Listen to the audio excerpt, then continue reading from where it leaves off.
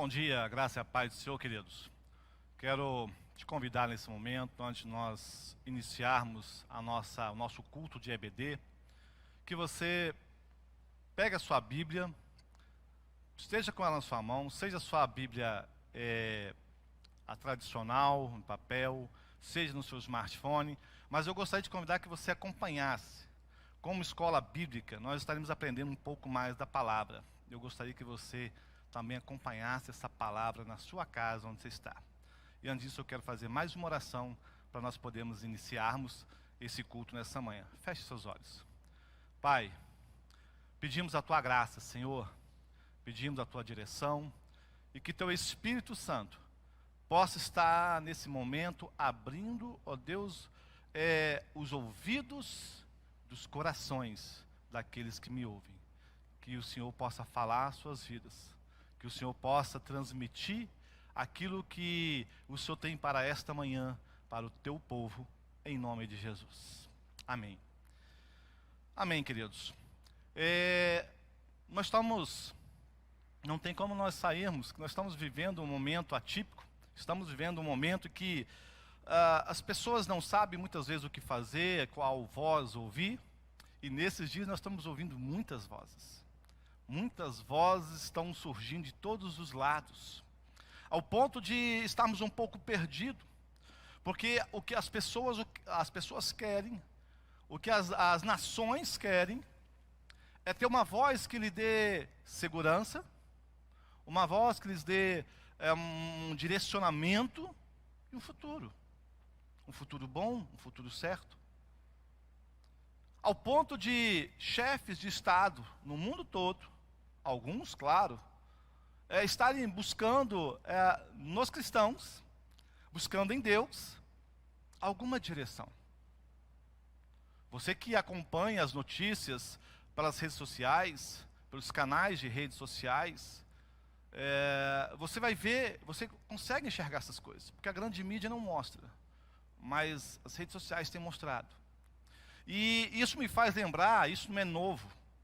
Um chefe de nação buscar a Deus, ou a direção de Deus, não é novo. Nós temos na Bíblia um grande homem de Deus, um rei, que é lembrado até hoje, que fez a mesma coisa, que pediu a Deus sabedoria para conduzir a nação. E Deus o fez. Se você não sabe de quem eu estou falando, está lá em 2 Crônicas, capítulo 1.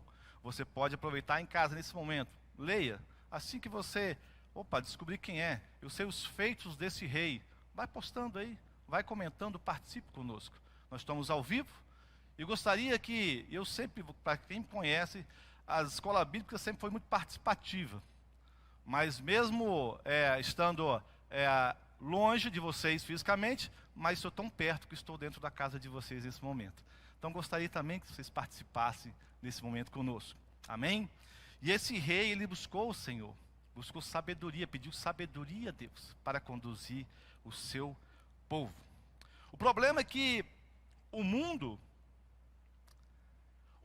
quando ele vê as pessoas falando de Deus, buscando a Deus, principalmente nesses dias difíceis, nesses dias de adversidade, o mundo não se aguenta. O mundo zomba, ele ridiculariza, o mundo não suporta, o mundo incrédulo não suporta. As pessoas podem buscar qualquer coisa, mas quando se fala de Deus, as pessoas começam a ridicularizar, começam a questionar a sua fé. Talvez já chegaram para você perguntando: onde está Deus em meio a isso tudo? Onde está Deus? Ou talvez você, devido passar algumas coisas, até se perguntou também: onde está Deus? E nessa manhã, nós queremos abordar, queremos trazer um pouco de luz da palavra de Deus para a sua vida, para que quando forem te questionar a sua fé, você saiba o que dizer. Amém? Momento de dor e tristeza, todos nós passamos. Temos dificuldades, é natural. É natural. Homens e mulheres de Deus, quando passam algumas dificuldades, às vezes no seu íntimo do coração, questionam algumas coisas a Deus. Eu quero dizer para você que isso pode acontecer. Mas nessa manhã, eu quero justamente trazer aqui uma palavra, para que você comece a compreender, muitas vezes, o agir de Deus e onde Deus está nesses momentos. Somos orientados por Pedro, em sua primeira carta, capítulo 3, versículo 15, a nos prepararmos para falar sobre a nossa fé. Diz assim o texto: estejam sempre preparados para responder a qualquer que lhes pedir a razão da vossa esperança, ou da esperança que há em vós. E aqui, queridos, quando Pedro fala que nós temos que estar preparados, ele diz porque as pessoas vão nos questionar, as pessoas vão nos perguntar, as pessoas vão procurar você, às vezes, aquela pessoa que não tem o entendimento do que é servir a Deus, ou de quem é de fato Deus, porque para muitos Deus é algo tão distante. Eu falo experiência própria. Eu, há anos atrás, antes de conhecer o Deus vivo, o Deus presente, o Emanuel, para mim eu já acreditava em Deus, eu cria, eu ia à igreja, eu respeitava, eu via alguns cultos na época, muitos anos atrás, Santa Maria tinha alguns cultos na nossa cidade, ao ar livre de algumas igrejas evangélicas. E eu olhava e eu sei que alguns colegas brincavam, falei, gente, eles estão lá adorando a Deus, sem entender que de fato, quem era Deus. Porque para mim Deus era algo muito distante, estava lá no céu, uma distância enorme, eu não conseguia alcançar. Mas eu entendi, queridos, que por mais que eu me esforçasse, por mais que eu quisesse alcançar Deus, eu nunca alcançaria. Mas Deus fez tudo para me alcançar, enviando o seu Filho Jesus para morrer em meu lugar. E isso eu entendi, queridos. E isso transformou a minha vida. E quando Pedro fala que estejam preparados para responder a qualquer que lhes pedir a razão da esperança, é sobre isso que ele está falando. Você não precisa conhecer teologia, você não precisa fazer teologia para responder às pessoas. Responda a sua experiência de vida com o Senhor. Responda a sua experiência de transformação que Deus fez na sua vida. Responda a experiência que Deus está mudando a sua vida, transformando a sua história. Eu conheço várias pessoas que reúnem aqui conosco, talvez você está me ouvindo, eu seja uma delas, que tiveram seus passados terríveis. Pessoas que, se fosse colocar, olhar os olhos da sociedade, diriam que nunca teriam um futuro. E hoje são pessoas respeitadas na sociedade, porque tiveram uma experiência com a palavra, ou com o próprio Deus, com o próprio Cristo ressurreto. E nessa manhã, para você poder entender o que é se preparar para responder às pessoas quando questionam ou perdem a esperança da sua fé, você tem que começar a ler a palavra de Deus. Eu quero te convidar, querido, se você ainda não lê a palavra, se você não estuda a palavra, se você não medita na palavra, e quando eu falo conhecer a palavra de Deus, é você parar, você ter um tempo seu, para poder meditar naquilo que Deus está nos falando. Algumas pessoas preferem ter umas caixinhas de promessas. Talvez você seja uma dessas pessoas. São boas. As promessas de Deus são maravilhosas. Mas a palavra de Deus não são apenas promessas. Quando nós conhecemos o todo, nós começamos a compreender um pouquinho mais quem é Deus. E onde Deus está. Nesses momentos de tragédia, nesses momentos de dificuldade, nesses momentos de dor. Porque Deus tem sempre olhado para nós, principalmente para o seu povo. Comece a olhar para essa palavra, e quanto mais você devora, quanto mais você busca, quanto mais você pegue essa palavra com sede, Deus vai se revelando. Os seus planos, vai revelando a sua graça, o seu amor, o seu poder, vai revelando a sua grandeza às nossas vidas. Leia, busque a palavra. Não se preocupe em provar a existência de Deus, porque nem Deus se preocupou com isso. Pastor, mas como é que é isso? Não. Se você pegar o início da Bíblia, em Gênesis capítulo 1, versículo 1, veja o que está escrito. Não começou a Bíblia dizendo, olha, este livro fala de Deus, que é assim, assim, assim. Não tentou provar, não. O que a Bíblia diz lá? Que no princípio Deus criou céus e terra. A revelação de Deus começou assim. Ou seja, começou falando dos atributos de Deus. Não está preocupado em provar a existência de Deus. Está apenas dizendo do que Deus é capaz. Ele criou os céus e a terra. É difícil de crer? Eu sei, para algumas pessoas é muito difícil. Difícil mesmo. Mas, leia Hebreus 11, 6. Você vai entender como você consegue chegar a Deus. Hebreus 11, 6. Você vai compreender como é que nós conseguimos alcançar ou chegar a Deus, simplesmente olhando para a sua palavra, e lendo e crendo. Por isso que Deus não se preocupou em provar a existência, porque o acesso a Ele é só para quem compreende. Hebreus 11, 6. E você tem certeza vai estar lendo agora esse momento e dá glória a Deus, porque é maravilhoso. O salmista, no Salmo 19, 1, ele fala daquilo que nós podemos olhar ao nosso redor e ver daquilo que Deus tem feito. Ele diz o seguinte: os céus declaram a glória de Deus, e o firmamento proclama as obras das suas mãos. Isso é maravilhoso. Naquela época, naquele tempo, não se tinha um entendimento de universo, de sistema planetário, não tinha entendimento de nada disso, mas por revelação.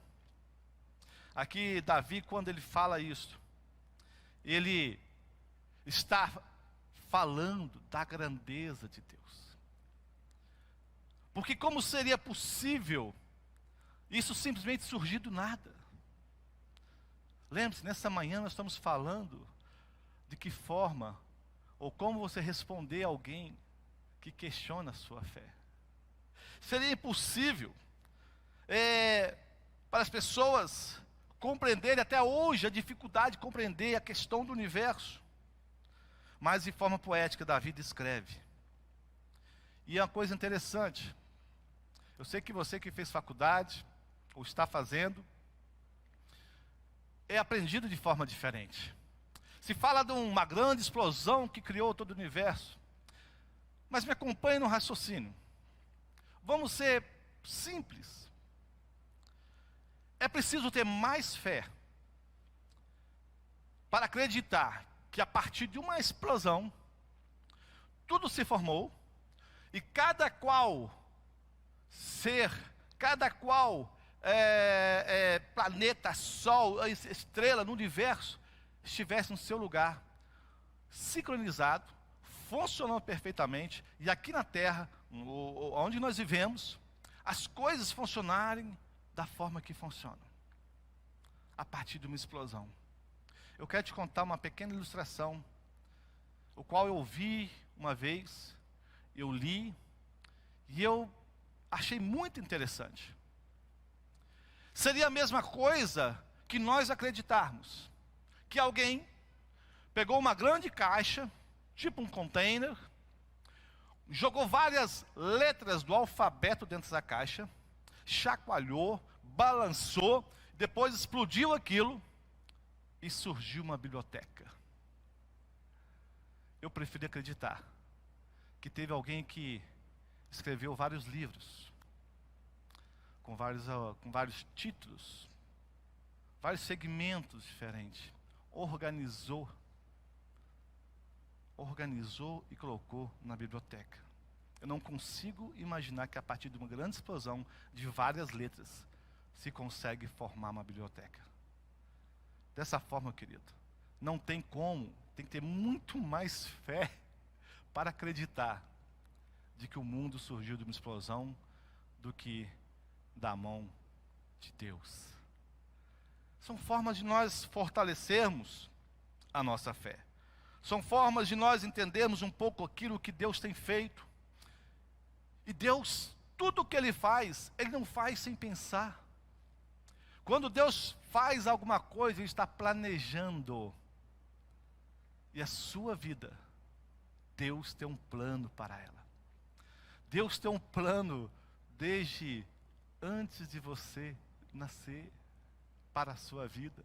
Deus tem algo preparado para você. Abra lá, Salmo 139, 13 a 17. Leia, e você vai entender do que estou falando. Você que está em casa nesse momento, você que está assistindo, de repente porque alguém convidou, alguém te chamou para assistir nessa manhã, esse culto, entenda que Deus tem um plano para a sua vida. Você que talvez perdeu a esperança por alguma coisa, por algum motivo, ainda a palavra de Deus, Deus tem um plano para a sua vida. Antes de você ter nascido, antes de você saber qual família pertenceria, antes mesmo de saber em qual nação você viveria, Deus já tinha um plano para você. Pastor, então quer dizer que esse plano está certo, eu não preciso esquentar a cabeça? Não, não é isso que eu estou falando. Eu estou falando que Deus tem planos para você. Você tem que compreender os planos de Deus para conseguir viver aquilo que Ele tem para a sua vida. E o problema que o mundo está sofrendo, e aí eu jogo um pouco de luz para você entender. Se o mundo hoje está vivendo de qualquer forma, não está preocupado em seguir os planos de Deus, não está preocupado em entender o que Deus quer para as suas vidas, sofrem. Surgem guerras, devastações, surgem tantos problemas, e as pessoas querem culpar Deus. Deus já tem um plano para cada um de nós. Agora cabe a mim e a você entendermos esses planos e seguirmos esses planos de Deus. Só cabe a você decidir seguir os seus planos ou os planos de Deus. O problema é que as pessoas gostam de seguir os seus planos, porque seguir os planos de Deus exige algumas coisas, e a principal dela é a renúncia. Exige de mim e de você nós entendermos aquilo que Deus quer para nós. E nem sempre nós queremos o que Deus quer. Nós queremos o que nós queremos. Então convido você, querido, a refletir um pouco nessa manhã daquilo que Deus está falando para você.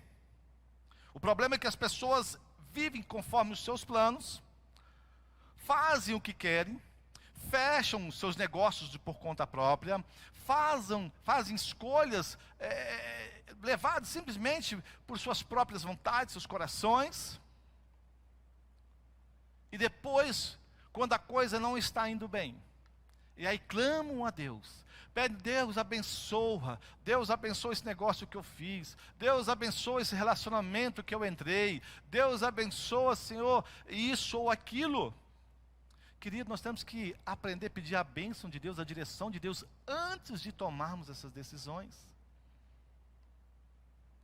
Por isso o sofrimento, eu volto a dizer, por isso o sofrimento. Não executem seus planos sem antes buscar a resposta de Deus. Pastor, como é que eu pego a resposta de Deus? Tem várias formas. Na palavra. Querido, a palavra tem resposta para praticamente, eu diria, para tudo. Para tudo na vida, a Bíblia tem uma resposta. Se ela não tem uma resposta exata, ela tem um direcionamento. Segundo, você orar. Não orar e e ficar orando e só pedindo, falando com Deus, não deixando Deus falar. Mas orar, conversar com Deus, pausar, escutar Deus falar ao seu coração. Deus falar com você. Nós somos tão ansiosos que quando nós tiramos um tempo para orar, nós queremos sempre falar com Deus. Mas experimente tirar um tempo para Deus. Comece falando com Ele. Pare. Fala, Deus, agora eu quero te ouvir. Fique lá. O tempo que for necessário para ouvir Deus falar. E Deus fala. E a terceira forma que Deus fala conosco, quando nós buscamos a Ele, Ele usa um servo, uma serva de Deus, que tem a responsabilidade, que conheça a palavra, que tem vida, e vai te dar conselhos, vai te dar orientações. Não faça as coisas para depois pedir conselho ou pedir a bênção de Deus. Peça o conselho antes de fazer as coisas. Assim, dessa forma, você vai evitar muito sofrimento. E aí nós começamos a entender um pouquinho por que essas coisas nesse mundo. Por que há esses sofrimentos? Por que a dor? Por que a decepção? Porque nem sempre ouvimos Deus falar. Nem sempre procuramos compreender os planos de Deus para a minha e a sua vida. Se você está ouvindo vozes que estão falando coisas estranhas, vozes que estão falando que a sua vida é si mesmo, vozes que estão dizendo que o sofrimento faz parte da sua vida, vozes que dizem que para você não tem esperança, porque alguns nasceram para sofrer, alguns nasceram para ser felizes.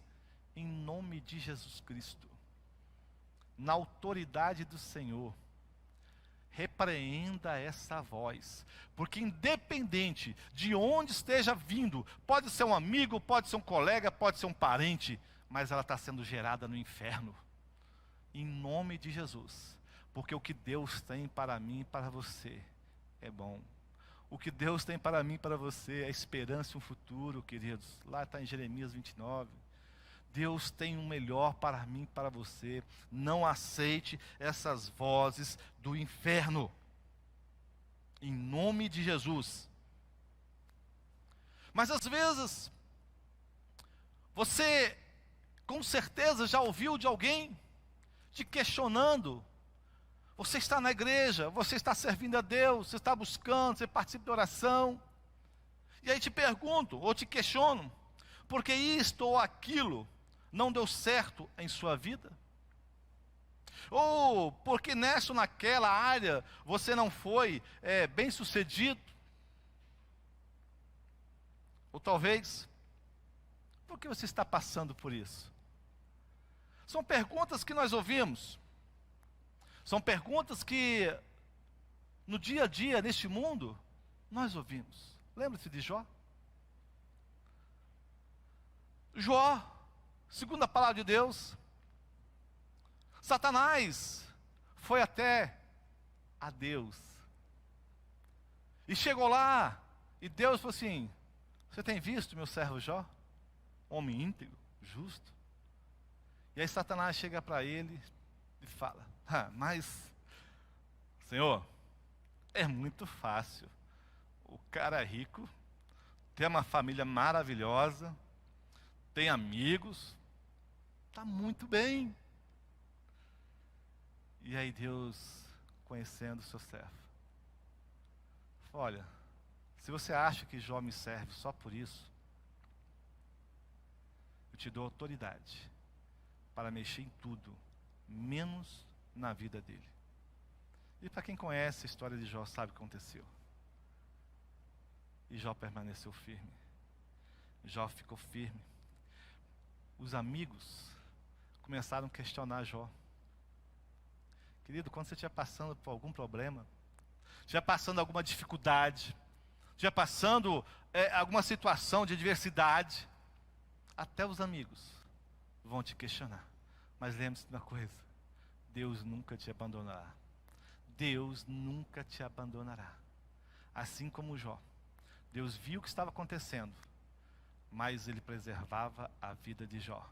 Porque lá na frente, Deus retribuiu, deu muito mais a Jó, restituiu muito mais do que ele tinha antes, porque ele perseverou ele renunciou, mas perseverou.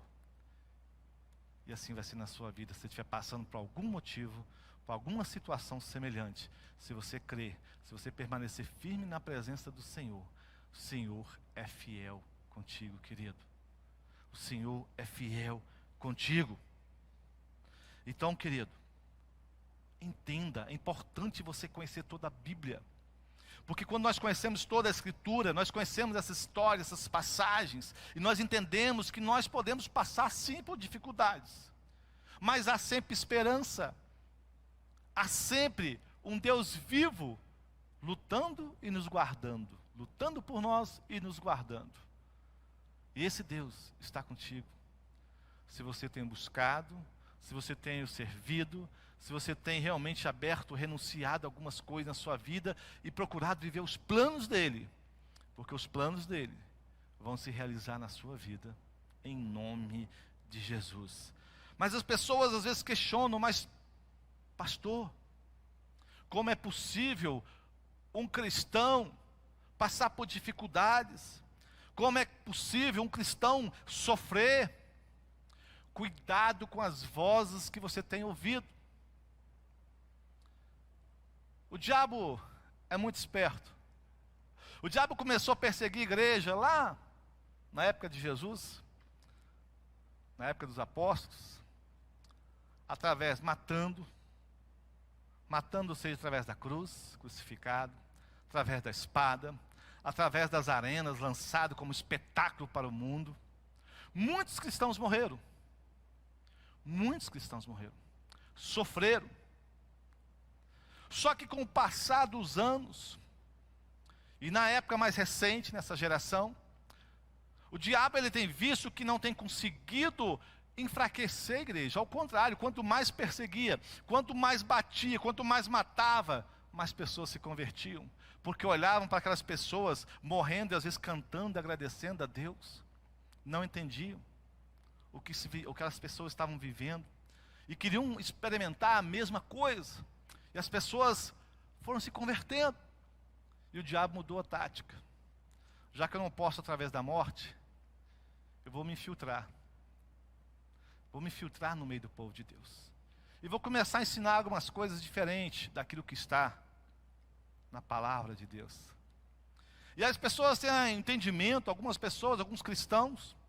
E eu fico triste por isso, porque quando o momento ruim, o dia ruim chega sobre suas vidas, elas abandonam Deus, porque elas foram ensinadas que cristão não passa dificuldade, que cristão é próspero em todo momento, que cristão, ele tem que ter tudo, tem que conseguir tudo, e se não conseguir, porque ele não tem fé. Queridos, isso aqui não está na palavra de Deus. E quando as pessoas vivem esses momentos, começam a se frustrar, começam a se decepcionar com Deus, começam a abandonar Deus. Eu mesmo conheço algumas pessoas que abandonaram a Deus. Pessoas porque tiveram problemas financeiros e acharam que simplesmente pelo fato de ofertar, dizimar, não teriam. Mas você tem a sua responsabilidade. Deus te colocou como um mordomo. Você tem que ser um mordomo das coisas que Deus tem te confiado.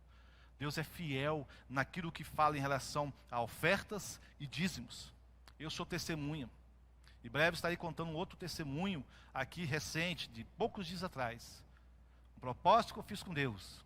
E Deus respondeu com milagre nessa área financeira.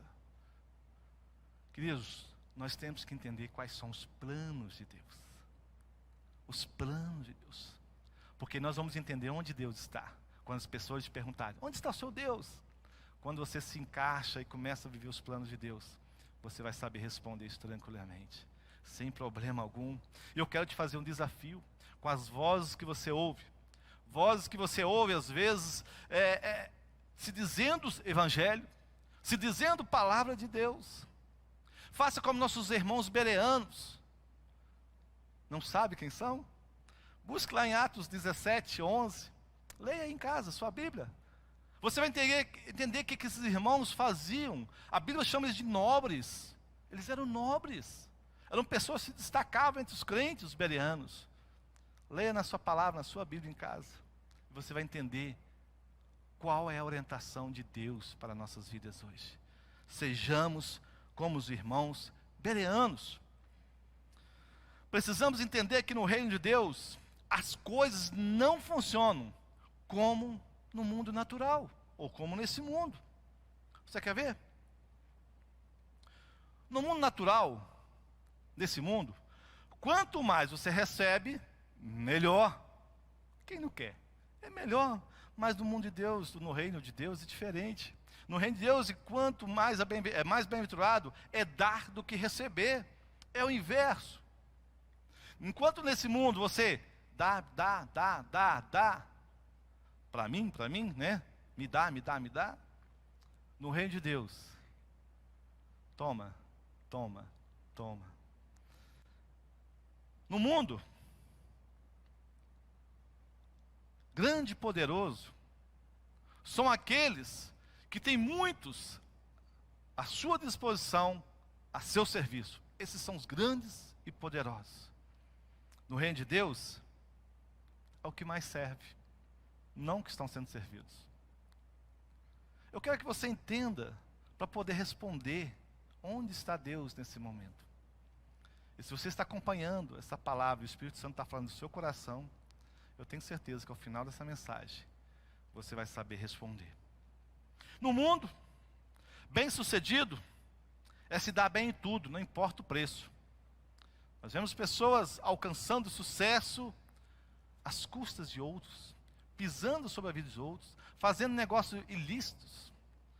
Mas no reino de Deus, o que abre a mão de algumas coisas, obedece à palavra do Senhor, sem se desviar nem para a direita e nem para a esquerda. Esses são bem-sucedidos, conforme Josué 1:7. Você pode conferir em casa. A diferença é enorme, e se nós não entendermos, não conseguirmos ter a mente de Cristo, nós vamos ter dificuldade para entender os planos de Deus. A mente de Cristo. O que é ter mente de Cristo? Simples. Na nossa vida que nós vivemos, nós estamos sempre diante de 3 reinos. 3 reinos. Reino de Deus, o meu reino e reino de Satanás. Quando eu não tenho a mente de Cristo, dificilmente eu olho para esse reino, dificilmente eu faço algo em prol a esse reino. Eu faço a maior parte das coisas para o meu reino, para a minha satisfação, para os meus desejos ser saciados, para as minhas vontades ser concretizadas. E muitas dessas vezes que eu estou fazendo para mim, eu estou contribuindo para o reino de Satanás. Quando nós temos a mente de Cristo, nós repudiamos, nós saímos desse reino, renunciamos este reino que sou eu, e vivemos para este reino. É isso que Jesus falou na oração do Pai Nosso. Na oração do Pai Nosso, Jesus foi muito transparente, Mateus 6, versículo 10. Venha o teu reino, seja feita a tua vontade, assim na terra como no céu. O que é isso? Você está chamando o reino de Deus. Venha. Seja feita a tua vontade, querido. Quantas pessoas repetem essas orações? Algumas pessoas me perguntam, Helmar, por que na igreja de vocês, por que os crentes não rezam o Pai Nosso? Não, ninguém diz que nós não oramos o Pai Nosso. Só que não é costume nós ficarmos repetindo isso toda hora. Mas, agora eu questiono.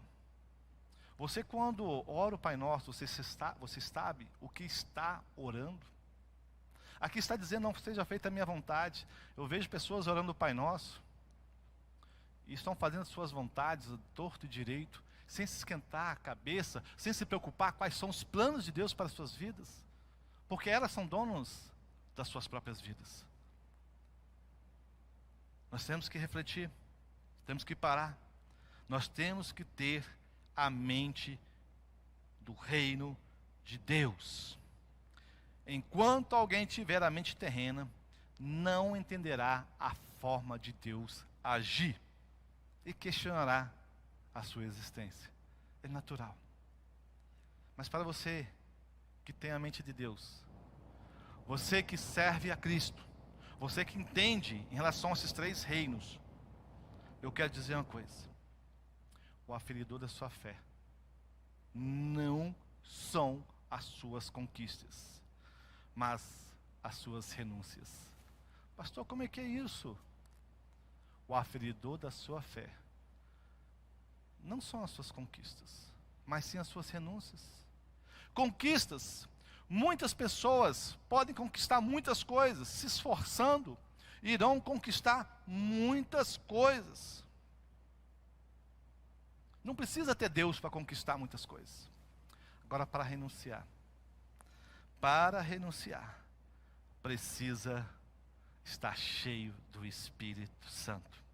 E eu quero falar aqui do pai da fé, Abraão. O que Abraão fez? Quando Deus chamou Abraão, Abraão renunciou à sua casa, os seus familiares, e saiu. Saiu da sua terra, seus familiares. Renunciou às suas posses, no sentido de terras, onde estavam ali. Porque, não só ali, mas também depois, com Ló. Abraão, quando ele teve aquele problema com Ló, quando ele teve um confronto ali entre os pastores deles, com seu sobrinho Ló, Abraão renunciou o melhor aos olhos humanos. Falou: Ló, você pode escolher qualquer parte dessa terra. Se você for para a esquerda, eu vou para a direita. Se for para o norte, eu vou para o sul. Enfim, ele fez. Ele renunciou àquilo que é agradável, aquilo que parecia que lhe daria poder na terra. Mas ele renunciou. Abraão renunciou à vida do seu próprio filho, por obediência a Deus. Renúncia. Renúncia. Por isso que eu digo, com o aferidor de sua fé, não são as conquistas, mas as renúncias. Porém, as renúncias te levam a conquistar dentro do plano de Deus. É interessante. E eu tenho certeza que se você não conhecesse a história de Abraão, se você não conhecesse o final da história dele, se apenas você tivesse ouvido aquilo que eu falei, que ele renunciou aos seus familiares, renunciou às terras que ele poderia ter pedido para ele, mas deixou para o seu sobrinho, onde que ele renunciou à própria vida do seu filho, você diria que esse homem poderia ser um inconsequente. Um inconsequente que tiraria a sua família de um lugar seguro para ir na direção ou entrar no deserto e sem saber para onde ir. Porque Deus ainda não havia falado para ele. Ele falou assim: vai para onde eu vou te mostrar. Mas aonde que é esse lugar? Vai. E ele foi. Você poderia chamar de consequente. Você poderia chamar de fraco e covarde. Porque ele não tentou peitar, tentou argumentar com Ló, o seu sobrinho. Não, essas terras, você veio comigo, então essas melhores terras são minhas. E às vezes as pessoas estão chamando você de covarde. Estão chamando você de fraco. Porque você já tem a mente de Cristo, você já entendeu o que Deus tem para a sua vida. Você não está mais brigando, você não está mais lutando por coisas terrenas. Mas você está lutando por esse reino aqui, o reino de Deus. E a seu tempo, Deus te recompensará. Com certeza você chamaria de louco. Qual homem, no bom juízo, entregaria seu filho em sacrifício a Deus? Você chamaria de louco. E tem coisas que às vezes Deus pede a você, pede a mim, e nós achamos loucura. Senhor, mas isto é a mente de Cristo, mente do reino. Nós temos que entender, para entender os planos de Deus para as nossas vidas. E quando você começar a entender isso, você vai fazer sentido na sua vida a passagem de Mateus, que Jesus fala, lá em 10, capítulo 10, 37 a 39. o que é renúncia, o que está renunciando. Porque somente assim nós conseguimos compreender, acessar um pouquinho da mente do Senhor. Nós começamos a compreender por que acontecem essas coisas todas e onde está Deus nesse momento. E se você ainda está em dúvidas, se você ainda está perguntando, pastor, onde está Deus? Diga, no mesmo lugar. Quando José foi vendido para os seus irmãos, foi lançado num poço, depois vendido como escravo, e depois, além de ser vendido como escravo, foi aprisionado. Quanto tempo, quantos anos se passaram? Deus estava no mesmo lugar. E a seu tempo, Deus colocou José como o segundo homem mais poderoso da face da terra. Onde está Deus? No mesmo lugar quando Sadraque, Mesaque e Abdenego foram lançados naquela fornalha de fogo. Deus está no mesmo lugar, mesmo você passando por fornalhas de fogo dessa vida. Assim como esses 3 homens estavam naquela fornalha. E havia ali a presença de Deus no meio deles. Porque mesmo em meio a dificuldades, Deus está contigo. Onde está Deus? No mesmo lugar quando Daniel foi lançado, na cova dos leões. Sim, não foi impedido de ser lançado na cova dos leões, está junto com as feras, mas Deus impediu que as feras o fizessem mal, ou de alguma forma tocasse ao seu servo. Você não está, assim como eu, não estamos imunes de passar por dificuldades, por passar por momentos adversos. Não. Mas Deus sempre estará no mesmo lugar, querido, cuidando de mim e de você, mesmo em meio a essas dificuldades. Onde está Deus? No mesmo lugar que quando Jonas foi lançado mais profundo do abismo, dentro da boca de um peixe.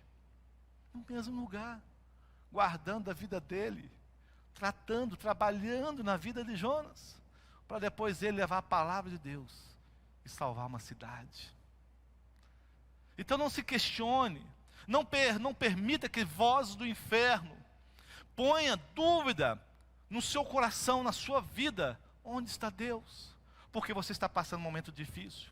Deus continua no mesmo lugar, irmãos.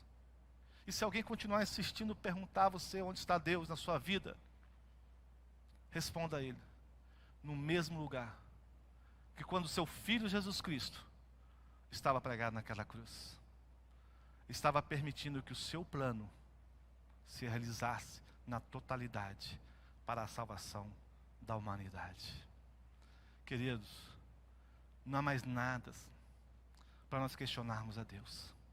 Quando nós começarmos a ter a mente de Cristo, começarmos a entender aquilo que Deus tem para mim e para você, nós começamos a entender que Deus continua olhando por mim e por você, independente da circunstância. Que você possa nessa manhã, ao terminar esse culto, agradecer a Deus. Agradecer a Deus por tudo que Ele tem feito, por tudo que Ele tem permitido na sua vida, porque a palavra nos diz que nós devemos dar graças em tudo. Porque se você está renunciando, você está pagando um preço de renúncia, de muitas coisas, para poder seguir os planos de Deus, a seu tempo, Deus te dará a vitória, em nome de Jesus. Quero convidar você a fechar seus olhos, para estarmos orando nessa manhã, encerrando este culto. Amém? Pai, em nome de Jesus, meu Deus, a tua igreja, que está nessa manhã, ouvindo essa palavra, que ouviu essa palavra, o teu povo, aquelas pessoas que talvez ainda não tenham um compromisso com o Senhor, um compromisso de renúncia, em prol dos teus planos, um compromisso de transformar, ou permitir as suas mentes transformadas numa mente de reino.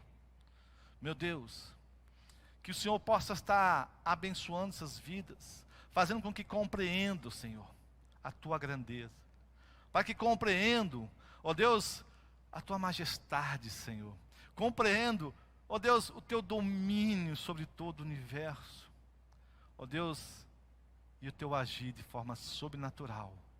E não de uma forma generalizada, mas de acordo com cada um, porque o Senhor conhece cada um por seu nome.